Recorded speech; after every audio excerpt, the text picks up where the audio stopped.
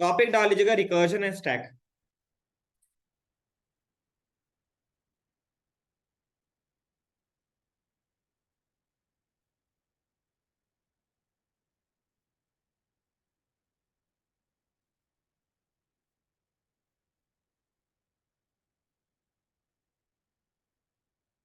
Recursion interview का question भी है और ये प्रोग्रामिंग मैथोलॉजी भी है। बेसिकली इसका यूज डेटा स्ट्रक्चर में ज्यादा यूज किया जाता है। ठीक है भाई, कुछ जगह ये सही भी है, कुछ जगह गलत भी है, सबका अपना अपना बिहेवियर है। ठीक है, तो इसको यूज करके आप कम कोड में जल्दी काम कर सकते हो। ठीक है भाई, कहीं पे ये ज्यादा लंबा चल जाता है, कहीं पे कम चलता है, कहीं पे कोड आपको बहुत शॉर्ट लगेगा। ठीक है, क्या होता है रिकर्जन, उसके बारे में समझते हैं। अगर आपके पास कोई भी फंक्शन है, आपने कोई फंक्शन बनाया, उसके अंदर सेम उसी फंक्शन को कॉल कर रहे हो, तो उसको कहते हैं रिकर्जन। मतलब मेरे पास एक फंक्शन टेस्टिंग है और मैंने दोबारा से टेस्टिंग को इसके अंदर कॉल कर लिया, इसको कहते हैं रिकर्जन। ठीक है भाई, ये लूप का ऑल्टरनेटिव है। बेसिकली ये लूप का ऑल्टरनेटिव है। क्लियर भाई?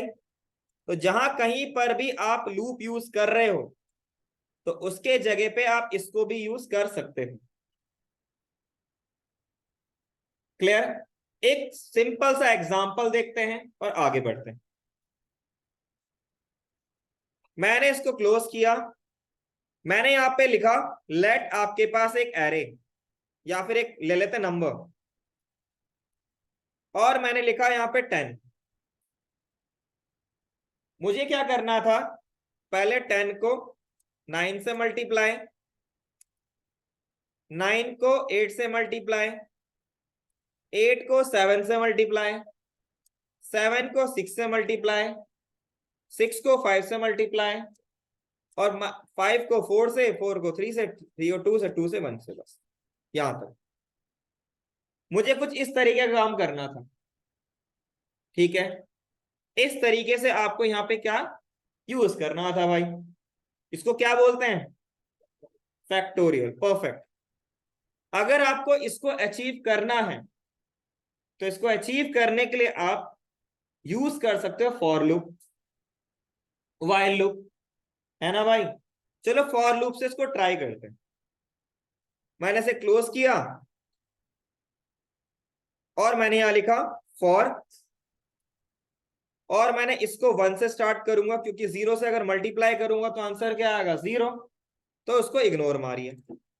और मैंने यहां लिख दिया आपका आई, इसकी जगह इंडेक्स, इंडेक्स की जगह लिखूंगा आई, और इसको मैं हटा देता हूं।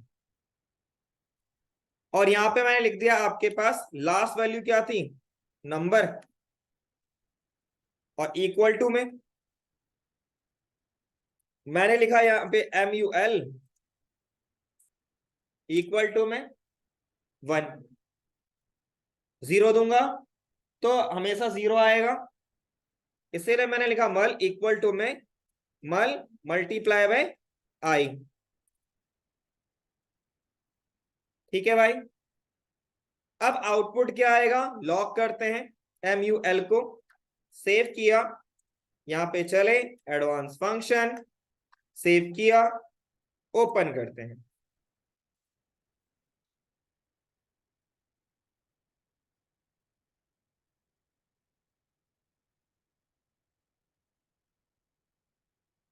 ये आ रहा भाई। ठीक है, और एक काम करते हैं, गूगल में जाके चेक करते 10 का फैक्टोरियल क्या होता है। ऑफ, सेम ही आ रहा है। तो ये जो आपका आ रहा है, ये फैक्टोरियल ऑफ 10 आ रहा है। ठीक है भाई, तो जो मैंने यहाँ पे कैलकुलेशन करी, वो परफेक्टली सही है ना। आप चाहो तो इसको हटा के इस तरीके से भी लिख सकते हो। सेम आउटपुट आएगा बिकॉज ऑफ मेथड। आपका असाइनमेंट का जो शॉर्ट हैंड था वो किया मैंने। क्लियर है? यहां तक क्लियर? अब मुझे इसी काम को रिकर्जन से करना हो तो कैसे करेंगे? ठीक है भाई, इसको देखते हैं। तो मैं यहां पे इसको क्लोज करता हूं। मैंने यहां पे लिख दिया आपका फंक्शन रैक नाम से।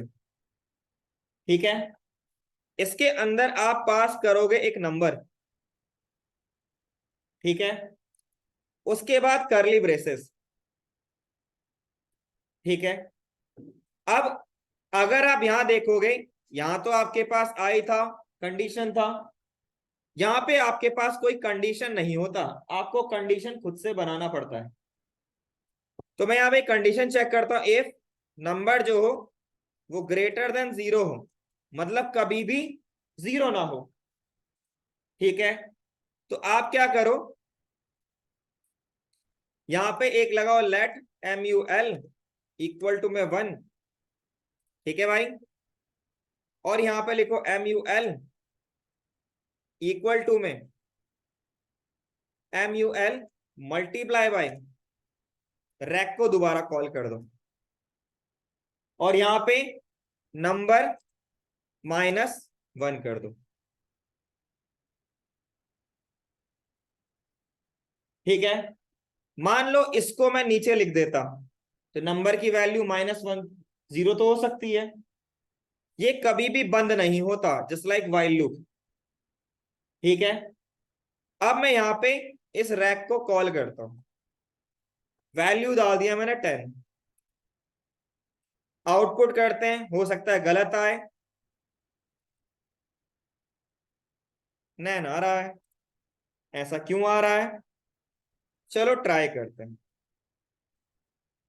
लॉक किया मैंने यहां पे NUMBR नंबर को।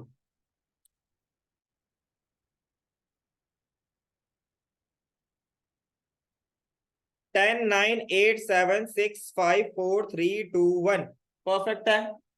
चलो ठीक है, अब मैंने यहां पे लॉक किया MUL। हर केस में क्या आ रहा है? नैन आ रहा है। ऐसा क्यों भाई? यहां पे मेरे को इसको इसके अंदर कर दूं तो,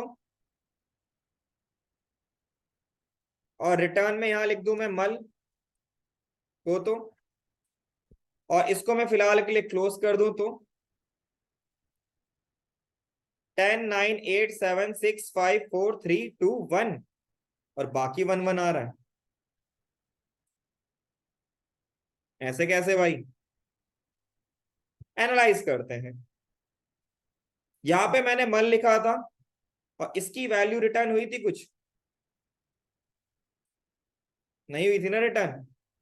तो एक काम करते हैं, मैं यहाँ पे रिटर्न कर देता हूं। आपके पास क्या, इसकी जगह क्या लिखा जाए? जो भी वैल्यू आ रही है मल्टीप्लाई करो, इसकी जगह पे क्या आना चाहिए?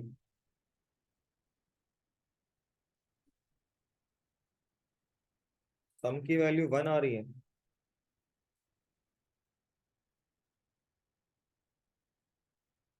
इसमें क्या दिक्कत है?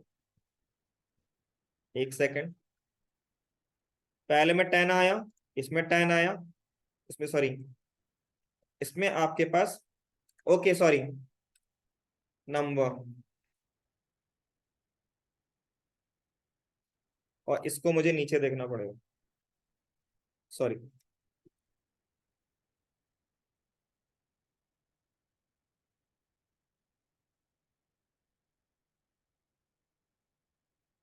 अब इसको ऊपर कर लेते हैं, और अगर नहीं आ रहा तो 1 लिख दो रिटर्न। तो यहाँ पे आपके पास ये आया।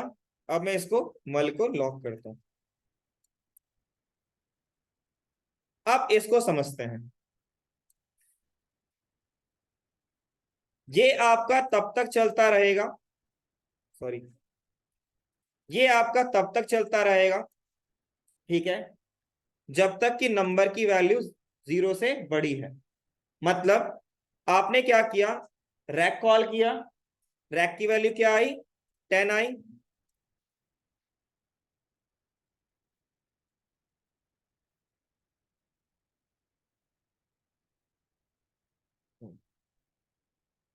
आपके पास एक रैक नाम से फंक्शन है, उसके अंदर आपने ये कोड किया है। ठीक है, आपने यहाँ पे रैक क्या किया, कॉल किया। तो जब पहली बार कॉल होगा तो नंबर की वैल्यू क्या होगी, 10। If number greater than 0, 10 greater than 0, perfect है। ठीक है, अब ये लॉग केस कुछ भूल जाओ। MUL equal to MUL multiply by number, means 1 multiply by 10, क्या आया, 10। इसमें क्या सेव हो गया, 10। ठीक है भाई, चलो जी। उसके बाद मैंने यहाँ पे रैक को दोबारा कॉल किया। नंबर -1, नंबर की वैल्यू क्या थी, यहाँ पे कितनी थी, 10। -1 करोगे कितना आएगा, तो दोबारा से रैक कॉल होगा। तो उसमें रैक की वैल्यू अब क्या हो गई, 9। फिर चलो, 9, 9 ग्रेटर देन 0, परफेक्ट है, ट्रू। यहां पे गए, ये आपको क्या प्रिंट करेगा, 9। यहां चलो, मल की वैल्यू कितनी हो गई थी, 10 हो चुकी थी। 10 मल्टीप्लाई बाय 9 कितना हो गया, 90 हो गया। ठीक है, उसके बाद ये चला, अब क्या होगा, 9 -1, 8, दोबारा चला ये। ठीक है भाई, अब 8 ग्रेटर देन 0,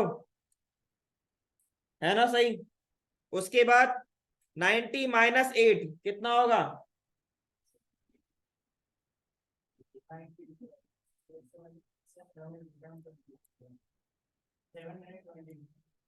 है ना, यही होगा।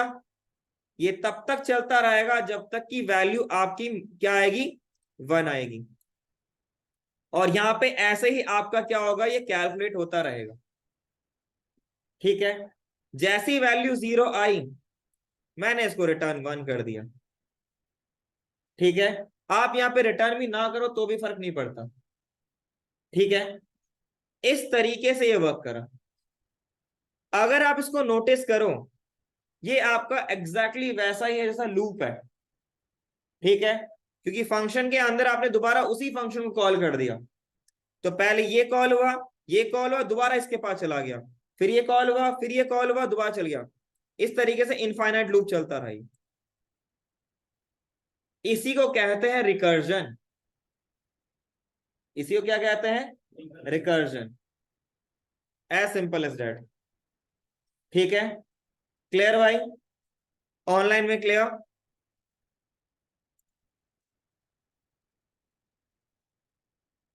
ऑनलाइन में क्लियर भाई।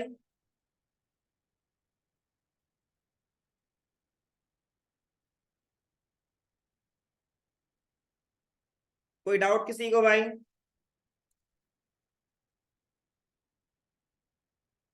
ठीक है, इसको हम दूसरे तरीके से भी कोड कर सकते हैं, वो आप कल करके लेके आओगे, मतलब फ्राइडे को।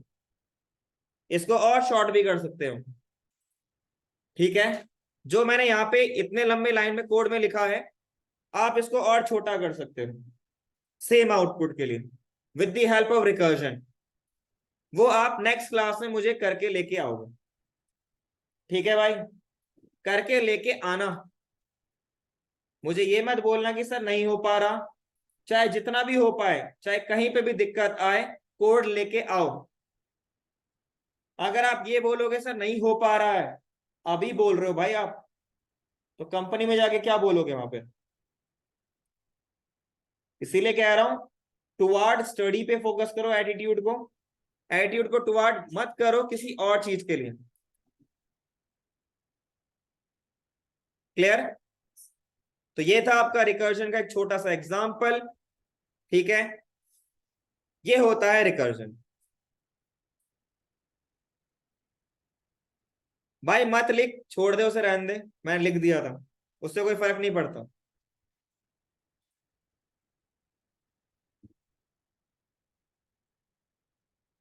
आउटपुट सेम आएगा,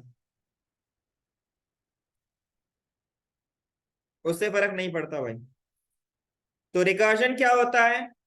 अगर आपसे कोई इंटरव्यू पूछता है तो आपने कोई फंक्शन बनाया, उस फंक्शन को आप उस फंक्शन की डेफिनेशन में यूज कर रहे हो, उसको हम रिकर्जन कहते हैं। ठीक है भाई, ये एक मैथोलॉजी है, एक स्टैटिस्टिक्स है या डेटा स्ट्रक्चर है, जिसकी मदद से आप, ठीक है, कुछ आउटपुट निकाल सकते हो। क्लियर? अगर आप लिंक लिस्ट पढ़ोगे, डेटा स्ट्रक्चर का पार्ट है, ग्राफ पढ़ोगे, उन सब में यूज होता है ये। ठीक है भाई, ये बड़े लेवल पे यूज होता है। फॉर लूप वाइल लूप तो कम ही होता है। जब बड़े लेवल पे काम करोगे ना, वहां पे दिक्कत आती है। छोटे पे छोटे पे तो वाइल लूप फॉर लूप कर जाता है वर्क, लेकिन जब आप बड़े लेवल पे कोई प्रोजेक्ट बनाओगे, उसमें यूज होता है ये। ठीक है भाई, लिख लीजिएगा। मुझे इस तरीके का आउटपुट निकालना था, तो उसका एग्जाम्पल ये रहा।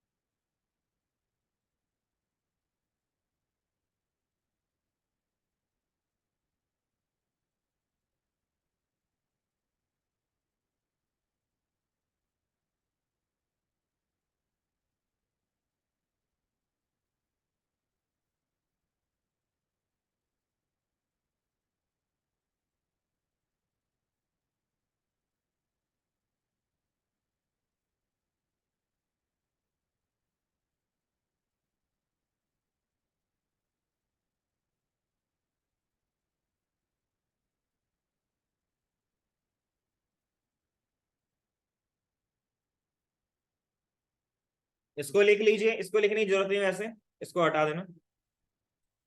इसको लिख लीजिए, उसके बाद आपको दो तीन क्वेश्चन बोलता हूं, वो करके लाओगे।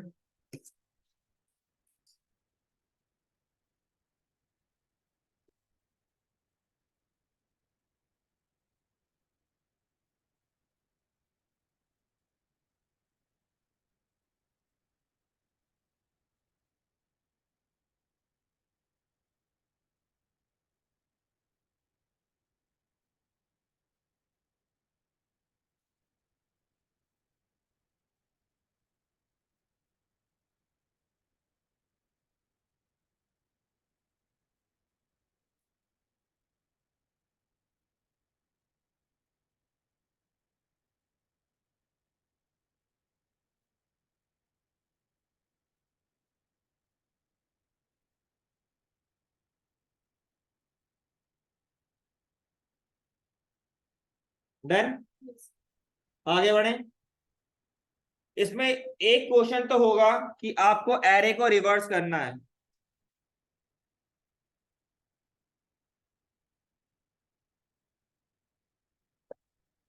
Right a program to reverse an array using recursion.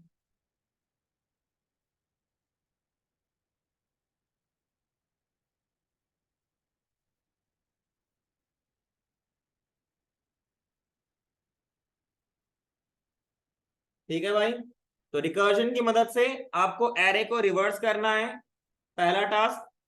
दूसरा, write a program to some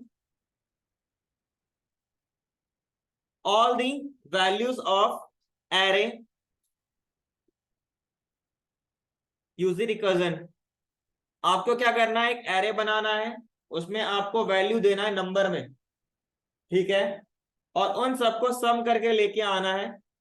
output आपका क्या है, टोटल आना चाहिए। 10 अगर 20 है, 10 20 का आंसर क्या है, 30 आना चाहिए यूजिंग रिकर्जन। ठीक है भाई, रिकर्जन के थ्रू ये करके आना है आपको। अगर आपने इन दोनों क्वेश्चंस को कर लिए अपनी मदद से, अपने आप से, तो भाई आपको रिकर्जन समझ में आ जाएगा, अदरवाइज नहीं समझ में आएगा। याद रखना, अगर आपने एक भी कंडीशन फॉल्स ऐसी दे दी जो कि ट्रूथ ही निकली तो आपका सिस्टम हैंग हो जाएगा, बिकॉज ये internally while loop for loop है, ये ऑल्टरनेटिव ऑफ लूप है। तो अगर कहीं पर भी कंडीशन ट्रू हो गया और वो चलता रह गया तो समझ जाना आपका सिस्टम हैंग हो सकता है, इसीलिए लाइव सर्वर बंद कर देना, नहीं तो सिस्टम हैंग हो जाएगा। क्लियर भाई? ज्यादा क्वेश्चन नहीं है, 2 क्वेश्चंस हैं। उसके बाद अगर आपको इसके ज्यादा क्वेश्चंस करने हैं तो नेट में जाके सर्च कीजिए, आपको बहुत सारे क्वेश्चन मिल जाएंगे। जितने ज्यादा आप क्वेश्चन को ट्राई करोगे उतनी आपकी लॉजिक बिल्डिंग होगी, आप लॉजिक को बिल्ड कर पाओगे, अपने आप से कोड लिखना सीख पाओगे, आप लैंग्वेज के साथ कंफर्टेबल हो पाओगे। अगर आपने कोड कम किया है तो भाई आप लैंग्वेज के साथ कंफर्टेबल कभी नहीं रहोगे, कभी भी नहीं। क्लियर भाई? ठीक है भाई, आगे बढ़े।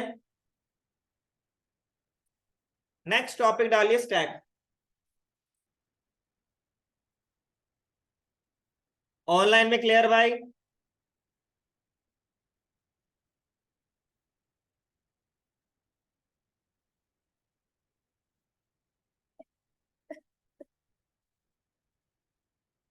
जो चीजें मैं आपको बता रहा हूं वो बहुत यूज होता है,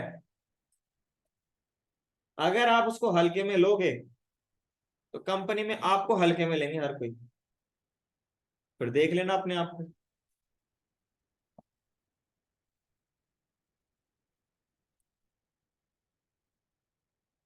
नेक्स्ट टॉपिक आपका स्टैक है। क्या होता है स्टैक? स्टैक की अगर बात करें, इसको भी एक तरीके से डेटा स्ट्रक्चर का पार्ट ही बोला जाता है। ठीक है, इसमें क्या करते हैं हम, अगर आप बुक को रख रहे हो तो बुक को एक के ऊपर एक के ऊपर एक रखोगे, ऐसा तो नहीं कि फैला के रखोगे, तो उसे कहा जाता है स्टैक। और एग्जांपल ले लें तो आपने क्या किया, आपने क्या रखी, प्लेट रखी है, ठीक है भाई, वो पार्ट आपका ये फॉलो करता है। ठीक है, अब एक छोटा सा प्रोग्राम करते हैं और उसको समझते हैं कि ये स्टैक कैसे वर्क कर रहा है। ठीक है, और जो मैंने आपको कल बता रहा था प्रॉमिस, उसमें कॉल स्टैक के बारे में समझ में आ जाएगा। ठीक है भाई, अगर आप स्टैक को समझ जाओगे तो कॉल स्टैक भी समझ जाओगे। ठीक है, चलो उसको देखते हैं। मैंने एक फंक्शन बनाया फंक1 नाम से,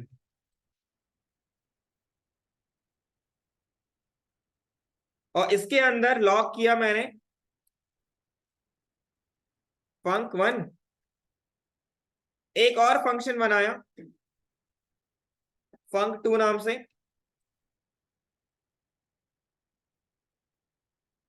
इसको लिखा मैंने लॉग फंक2।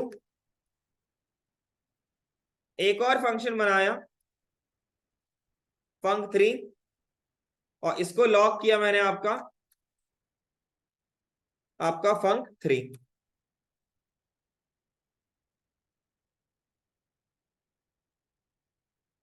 ठीक है भाई, यहां पे 3 इंडिपेंडेंट फंक्शंस मैंने बनाए। मैंने सबसे पहले फंक2 को यहां पे कॉल कर दिया, ठीक है, और यहां पे मैंने फंक3 को कॉल कर दिया। क्लियर? और मैंने यहां पे क्या किया, फंक1 को कॉल किया। क्लियर? आउटपुट देखते हैं क्या आया, फंक3 फंक2 फंक1। ठीक है भाई, इसको समझते हैं कैसे आया। ठीक है, जब कभी भी आप फंक्शन की बात करोगे तो ये जब फंक्शन कॉल होते हैं ना, तो इसकी डेफिनेशन कॉल स्टैक के पास जाती है। कॉल स्टैक में अगर कोई भी फंक्शन चल रहा है तो उसके बारे में आपको यहां इंफॉर्मेशन मिल जाए, करंट फंक्शन या करंट टास्क कौन सा चल रहा है। फंक्शन बोले तो टास्क। ठीक है भाई, क्योंकि बनाते फंक्शन को यूनिट टास्क के लिए हम। मैंने यहाँ पे फंक्शन को कॉल किया, ठीक है, तो फंक्शन इस कॉल स्टैक के अंदर पहले func1 जाके रजिस्टर हो जाएगा,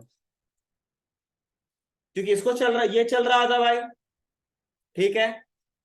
जैसे ही यहां से यहां पर गया, इसके कोड को 1 बाय 1 रीड करेगा। जैसे लाइन नंबर 28 पे गया, उसने देखा func2 कॉल हुआ है यहाँ पे, ठीक है। अभी func1 का काम खत्म नहीं हुआ और आपने func2 को इसके अंदर कॉल कर दिया, ठीक है भाई। तो उसके बाद इसके ऊपर एक और रजिस्टर हो जाएगा func2, ठीक है भाई। function2 आपका यहाँ पे रजिस्टर हो जाएगा। ये खत्म नहीं हुआ अभी, पहली बात।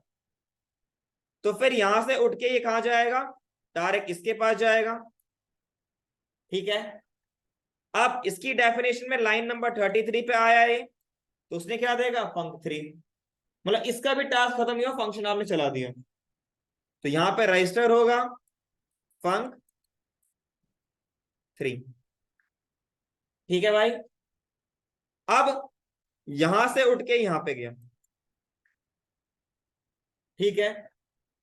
इसमें अगर देखें तो इसका पहला टास्क क्या था, इसको लॉक करना, इसीलिए सबसे पहले func3 का आउटपुट आपको देखा। जैसे इसका टास्क खत्म हुआ, यहां पर आया, तो अब इस फंक्शन का कोई काम नहीं है, आगे कोई काम तो है नहीं। तो ये कॉल स्टैक को बोलेगा कि भाई इसका काम खत्म हो चुका है, यहां से डिस्ट्रॉय कर दो। तो func3 गायब यहां से, ठीक है। और जहां पर func3 कॉल हुआ था, ये वहीं पर इसका कर्सर वहीं पहुंच जाएगा। इसीलिए मैंने बोला रिटर्न होता है, तो जिस जगह पे फंक्शन को आपने कॉल किया है वहीं पे डेटा रिटर्न होता है, उस लाइन पे डेटा रिटर्न होता है, ठीक है भाई। अब इसका एग्जीक्यूशन यहां से फिर इधर की तरफ मूव करेगा, नेक्स्ट लाइन की तरफ मूव करेगा। तो अब क्या हुआ, ये कॉल हो गया, ये लॉग हुआ। फिर उसके बाद जब इसका सारा काम खत्म हो चुका है भाई, तो अब क्या करेगा, ये बोलेगा इसको कि भाई इसका काम खत्म हो चुका है, कॉल स्टैक को, तो आप इसको भी डिस्ट्रॉय कर दो, ठीक है। अब जहां पर भी ये लास्ट लाइन जहां से ये एग्जीक्यूट हुआ था, उस पे चला जाएगा, यहां पे चला गया, ठीक है। ये दोनों अब गायब हो चुके हैं यहां से, ये खाली हो चुका है। उसके बाद अब ये नेक्स्ट लाइन को चलाएगा, लॉक किया, इसका भी टास्क खत्म, और इसका भी टास्क खत्म, तो ये जाएगा कॉल स्टैक के पास, बोलेगा इसको भी हटा दो, इसका भी काम खत्म हो चुका है। इस तरीके से स्टैक वर्क करता है, इसको हम कॉल स्टैक भी बोलते हैं। करंटली कौन सा आपका प्रोग्राम चल रहा है, टास्क चल रहा है। इसीलिए याद रखना, अगर एक बार किसी भी फंक्शन का काम खत्म हो गया, तो उसके जो भी मेमोरी उसको मिलती है वो गायब हो जाती है। मेमोरी वैसे एलोकेट तो होती है, लेकिन उसके अंदर का जो काम होता है वो खत्म हो जाता है, डिस्ट्रॉय हो जाता है, क्लियर हो जाता है, ठीक है भाई। क्लियर है, ऑनलाइन में क्लियर है, कोई डाउट किसी को। अब एक टाइम के बाद, इसके बाद जो भी मेमोरी एलोकेट हुई थी इसके अंदर, वो खाली हो चुकी है, ठीक है।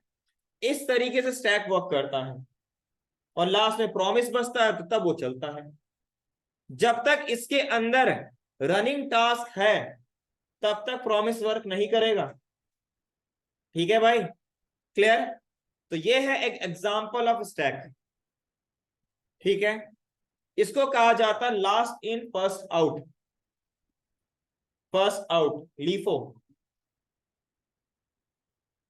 एक होता है क्यू, एक होता है stack, these are the data structure part, ठीक है।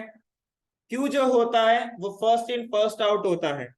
एग्जाम्पल के तौर पे जब बस स्टैंड पे आप खड़े हो, जो पहले आया वो सबसे पहले बस पे चढ़ेगा, एक क्यू बना रखा है आपने। और ये स्टैक, जो सबसे लास्ट में आया वो सबसे पहले चढ़ रहा है, ठीक है। स्टैक को बोला जाता है last in first out, Q को बोला जाता है फर्स्ट इन फर्स्ट आउट। ठीक है भाई, ये याद रखिएगा। जितने भी फंक्शंस होते हैं वो स्टैक के थ्रू वर्क करते हैं। ठीक है, जितनी फंक्शनैलिटीज होती हैं वो स्टैक के थ्रू वर्क करती हैं। क्लियर भाई? क्योंकि क्योंकि रैम को खाली भी तो करना है। अगर मैंने रैम को भर दिया, ठीक है, क्योंकि ये कहां चल, आपके पास रैम के अंदर दो पार्ट होते हैं, एक होता है हीप, एक होता है स्टैक। तो ये स्टैक में जाता है, जितने भी फंक्शन होते हैं स्टैक के अंदर इसलिए जाते हैं। ठीक है, हीप में वेरिएबल जाता है, जो डेटा जाता है ना वेरिएबल का, वो जाता है। एक बार फंक्शन डिस्ट्रॉय, उसका वेरिएबल डिस्ट्रॉय, उसका डेटा डिस्ट्रॉय। ठीक है भाई, क्लियर है? ऑनलाइन में क्लियर भाई? कोई भी डाउट हो, किसी कुछ पूछना हो? क्लियर है? तो ये स्टैक का एग्जांपल है, इसको लिख लीजिए।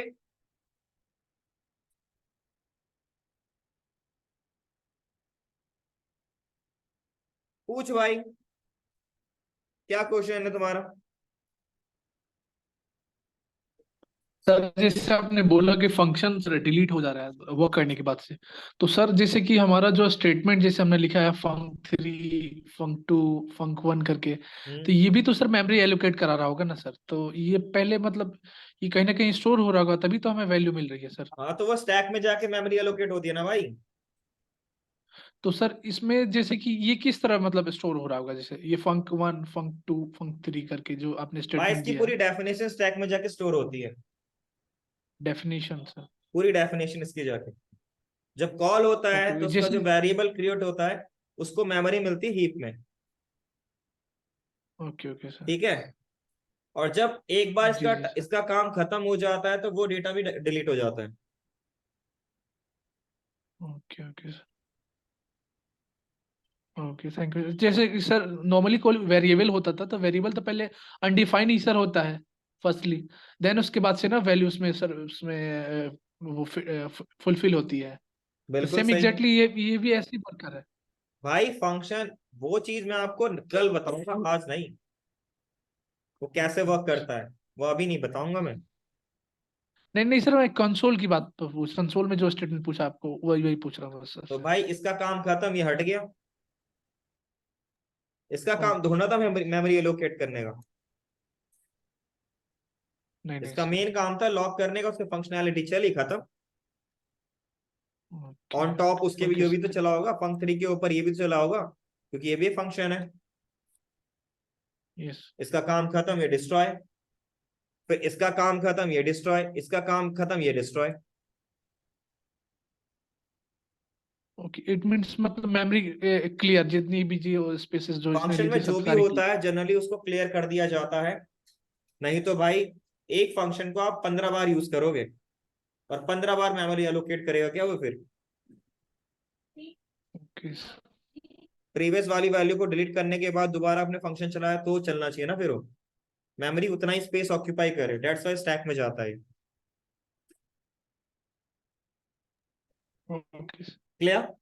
Thank you sir. इसमें एक और पार्ट होता है जो क्यू है, उसको आप पढ़ लीजिएगा। ठीक है, ये सारे डेटा स्ट्रक्चर के पार्ट है जो आज मैंने अभी बताया आपको। Recursion, stack and Q. ठीक है, रिकर्जन को बहुत ज्यादा यूज किया जाता है। ड्रॉबैक्स हैं इसके। अगर कहीं पर इसको मिला हमेशा ट्रूथ ही मिला तो ये सिस्टम हैंग कर देगा। रिकर्जन को मेंटेन करना बहुत मुश्किल होता है। ठीक है, इसलिए बहुत सारे उसे अवॉइड भी करते हैं रिकर्जन को। ऐसा भी है, हर किसी डेटा स्ट्रक्चर का लिखने का तरीका, ठीक है, उसके एडवांटेज उसके डिसएडवांटेज होते ही हैं। क्लियर? वो आपको देखने को मिलेंगे ही मिलेंगे। क्लियर भाई? ऑनलाइन में क्लियर? तो जो आपके डेटा स्ट्रक्चर है उसको ही पढ़ लेना साथ में, चाहे आपका कोई भी हो लैंग्वेज, C++, जावा, कोई भी लैंग्वेज हो, डेटा स्ट्रक्चर को मत छोड़ना। अगर आप डेवलपमेंट में आना चाहते हो, डिजाइनिंग की बात अलग है, फ्रंट एंड की बात अलग है। है तो वो डेवलपमेंट का पार्ट, लेकिन आप बड़े स्केल पे उस पर काम नहीं कर पाओगे, आप छोटे स्केल पे ही रह जाओगे, कभी एडवांस कोड नहीं लिख पाओगे उसमें। एडवांस कोड लिखना बहुत इंपॉर्टेंट होता है एज अ सीनियर डेवलपर, नहीं तो फिर कैसे आप काम करोगे, क्योंकि जो कोड आप कर रहे हो वो कोड आपका जूनियर भी तो कर रहा है, तो तुम्हारी जरूरत क्या है? सिंपल सी बात है। तुम तुम दे रहे हो 10 घंटा, वो दे रहा 12 घंटा, सेम कोड कर रहे हो, तो भाई तुम्हारी जरूरत क्या है फिर? कंपनी सबसे पहले तुम्हें लात मारेगी। इसीलिए भाई जैसे जैसे आपकी सीनियरिटी बढ़ती है वैसे वैसे आपको नॉलेज बढ़ जानी चाहिए आपकी। जिस बंदे को नॉलेज उतनी ही रहती है और वो सीनियर हो जाता है, कंपनी सबसे पहले उसे लात मारती है ले ऑफ में। अगर आप नोटिस करोगे तो जितने भी बंदे फायर हुए हैं ना 1-2 साल में, उसका देखना जरा कितने कौन सी एज ग्रुप के बंदे थे जिनको निकाला गया था। मोस्टली थे 40s के, जिनको लगता था कि मुझे कोई निकाल नहीं पाएगा, उनको निकाला गया था। और उन्होंने एक बात एक अच्छी कही थी कि हमने अपना लर्निंग रोक दिया था। जनरली जब कभी भी हम किसी कंपनी में काम कर रहे हैं, फ्रेशर हैं, तो हम 5 या 6 साल तक पढ़ते हैं, अपनी नॉलेज को इंक्रीज करते हैं, और उसके बाद फिर हम रोक देते हैं, और वो हर कोई करेगा। सिंपल सी बात है। तो जब तुम 10 साल के रहोगे ना, तुम्हारा एक्सपीरियंस 10 साल का है लेकिन तुम्हारी नॉलेज 5 साल के बराबर की है, उस केस में जो 5 साल का जो एक्सपीरियंस वाला है वही काम वो भी करके देगा, तुम्हारी सैलरी उससे डबल रहेगी, तो कंपनी तुम्हारी जगह पे 2 बंदे हायर कर लेगी। और अगर 2 बंदे हायर करेगी तो मैन फोर्स हायर हो रहा है, उससे फायदा क्या होगा? उससे फायदा ये होगा कि प्रोजेक्ट डबल जल्दी से कब कंप्लीट होगा, तुम्हारी इफिशियंसी डबल बन जाएगी ना उसकी कंपनी की। उस केस में दिक्कत आती है। तो अगर आपको अपनी लर्निंग आप छोड़ दोगे तो यही हाल रहेगा आपका भी। मेक श्योर कि अपनी लर्निंग को कम मत करो, जितना आता है उसको और गो थ्रू करो। अगर आपने वेरिएबल को पढ़ा है और वेरिएबल आपको आता है तो वेरिएबल को और डेप्थ में पढ़ो। जो चीज आपको आती है उसके अंदर घुसो, जितना तुम उसके अंदर घुसोगे, पहले उसे पढ़ो, उसे स्टडी करो, उससे कुछ छोटा मोटा काम कर लो ताकि आपको वो याद रहे। फिर उससे उसके अंदर घुसो और कि इसके अंदर और क्या क्या चीजें हो सकती हैं। अगर आप इन सब चीजों पे ध्यान दोगे तो आपका करियर बहुत बहुत ब्राइट हो जाएगा। लेकिन आप अपनी लर्निंग को रोक दोगे, जैसे कंपनी में क्या होता है, अभी आप इंटरव्यू देने जाओगे, ठीक है भाई, आप जैसे 10 लोग और आए हैं सेम पेस वाले, सेम, तो सबको सेम आता है, तो कंपनी अक्कड़ बक्कड़ बम में वो खेलेगी। सिंपल सी बात है। कह रहे मन कर रहा है इसको उठा ले, इसको ले लेते हैं, चलो ठीक है भाई, बाकी नहीं लिया। फिर अगर स्किल सेम है तो कंपनी क्या करती है, डिग्री देखती है, फिर ऐसी करती है भाई फिल्टर, जो जिसने बीटेक कर रखा है उसको आगे ले लेती है ना। तुम वो नॉन टेक्निकल बैकग्राउंड से, तुम्हें क्यों ले फिर?